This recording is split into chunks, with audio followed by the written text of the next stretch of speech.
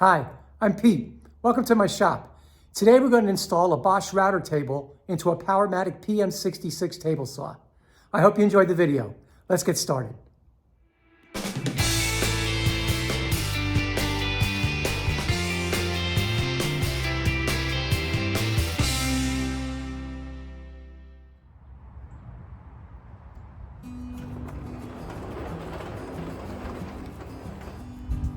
It's a beautiful day. Let's get busy in the workshop. Today we're going to take the Bosch RA1181 Router Table and integrate it into the right-hand extension table of the PM66 Table Saw.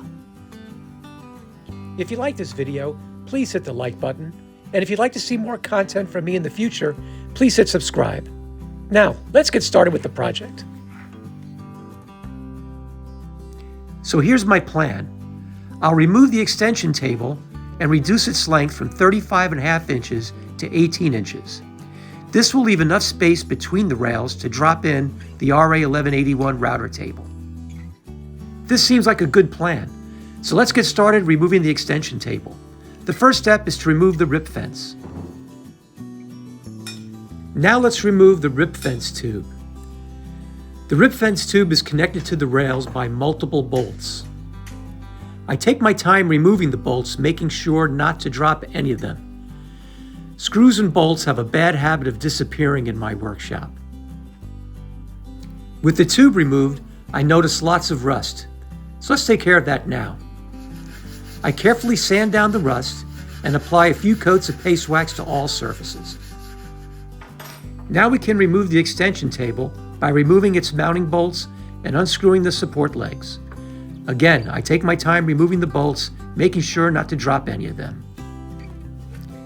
Now that all the bolts and screws are removed, the extension table should lift right out. However, after nearly 30 years, this one needs just a little friendly persuasion.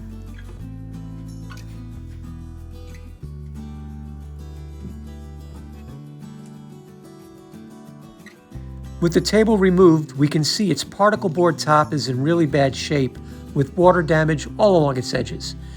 I'm now reconsidering the plan and thinking maybe it's better to replace it with a new, shorter 18-inch extension table. Let's look at Plan B. Here's my revised plan. With the old extension table removed, I'll build a new 18-inch extension table that will rest flush next to the PM66 cast iron wing. This will leave enough room to drop in the RA1181 router table as was originally planned. Let's get started. Let's see how the router table sits between the rails. There's clearly a gap, so let's take some measurements. The router table is 27 inches wide and the space between the rails is 28 inches, so we will need to add half-inch spacers to each rail. I measure rail length and height, and luckily I have some leftover 1/2 by 2 1/4 inch stock that should work just fine. I cut the spacer stock to the measured rail dimensions at the miter saw. After cutting to length, I clamp the spacers to both rails.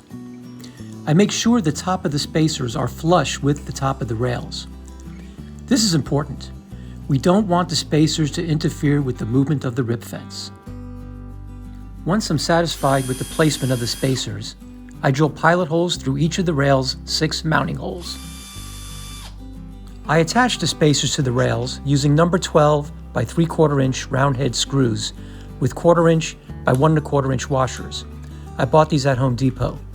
There are 6 mounting holes on each rail, so a total of 12 screws and washers. Looking back, 12 screws might be overkill for this installation. Here's a look at the rear rail after I attached the spacer. With the rail spacers now complete, let's reinstall the rip fence and the rip fence tube. Let's check the rip fence to make sure it clears the screw heads. I double-checked the router table height. It's 1.5 inches. I'll build the new extension table to the same dimension. Time to build a new extension table. The table surface will be 3/4 inch MDF that I cut to 18 by 27 inches. This should fit perfectly between the new rail spacers. I now cut some 3/4 stock to build the support frame for the new MDF top. I use Titebond 2 wood glue and screws to attach the frame pieces to the MDF top. I'm hoping this will help the MDF top to stay flat.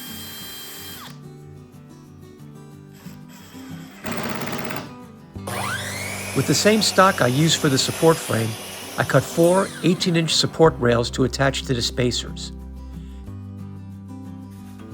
A little sanding before installing the support rails.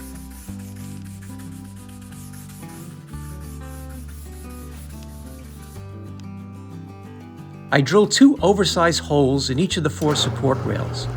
This will allow me to fine-tune their location when attaching to the side rails.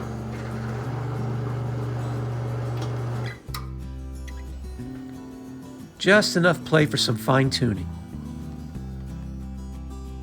I clamped the support rails in place and temporarily attached them to the spacers with screws. In retrospect, I probably could have saved a step by just clamping the rails in place. I'm always learning. I now test fit the extension table, and I identify where it will need height adjustments so it lies flush with the PM66 cast iron table.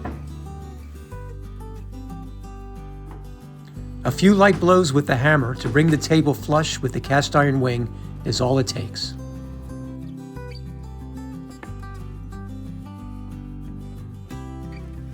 I check the rib fence to make sure it moves smoothly across the table. Now that I'm happy with the extension table fit, we can permanently screw the support rails onto the spacers.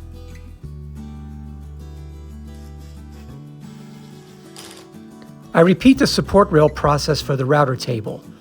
I then test fit the router table and make any necessary height adjustments.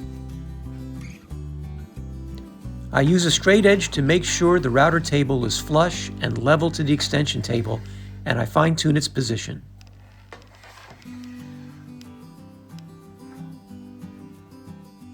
I now permanently screw the support rails onto the spacers. I reassembled the RA1181 and slide it in. This project is now complete. I'm really happy with the outcome of this project. I especially like the flexibility of removing the router table when I need it for off-site work. It's as easy as sliding it out, packing it up, and then sliding it back in when the off-site work is completed.